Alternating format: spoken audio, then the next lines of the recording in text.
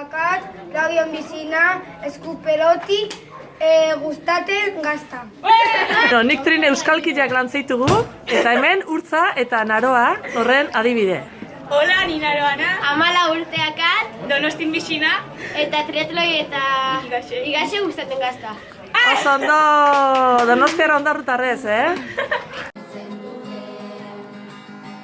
Lauteatu gainean, ia